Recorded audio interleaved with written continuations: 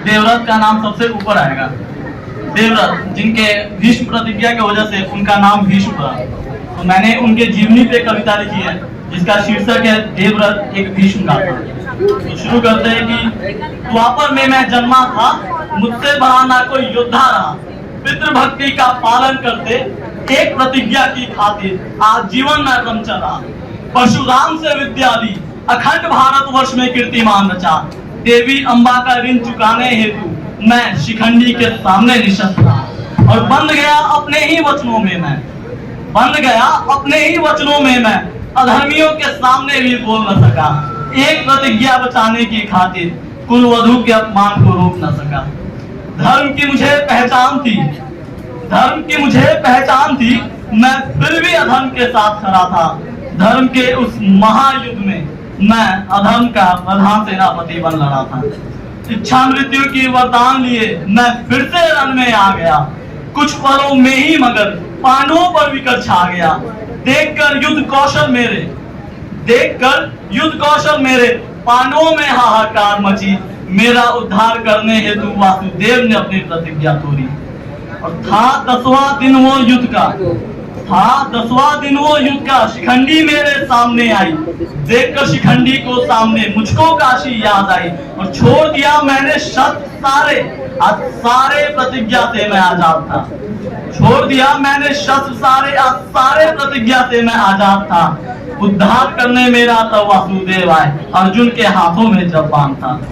तो आगे की पंक्तियां इस संदर्भ में है कि महाभारत युद्ध की समाप्ति हो चुकी है और भीष्म जो है वो बाणों की शैया पर लेटे हुए हैं और वो अपने जीवन के अंतिम पलों में इस 18 दिनों में हुए सबसे बड़े विध्वंस को याद करते हैं। तो आइए एक बार भीष्म के नजरिए से संपूर्ण महाभारत का ज्ञान लेते हैं। कुरुक्षेत्र की उस भूमि में सारे रणबांकुरे तैयार खड़े हैं। भाई भाई के रक्त पिपासु बने, सारे समय की ताक में खड़े हैं। देखकर गुरुजनों को सामने अर्जुन ने अपनी गांडी धरी। ये सारे पूजनीय हैं, कैसे इन पर शस्त्र थाम। केशव के कानों में अर्जुन की ये बात बनी। मुझे धन की लोभ नहीं, किंतु इस महासमर को रोको माधव। जिनके गोद में और जिनके साथ खेलकर बड़ा हुआ, कैसे उन पर बाण चलाऊं, जरा ये सोचो माधव।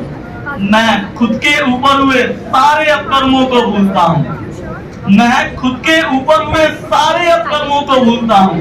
ये सभी तो भाई ही हैं माधव, मैं सबको शमित कर सकता हूँ। और एक माता कुंती है मेरी, तो एक माता गांधारी भी है। एक माता कुंती है मेरी, तो एक माता गांधारी भी है। माता गांधारी से मिले आशीषों को मैं भला कैसे बाणों से तोड़ सकता हूँ। सुनकर बात अर्जुन की केशव का जी भी घबराया था, किंतु धर्म की संरक्षणा हेतु गीता का साथ सुनाया था। ये सारे धर्म के विरुद्ध करे, सबने द्वित की राह में मौन अपनाया था। धर्म अधर्म की परिभाषा तब केशव ने पार्थ को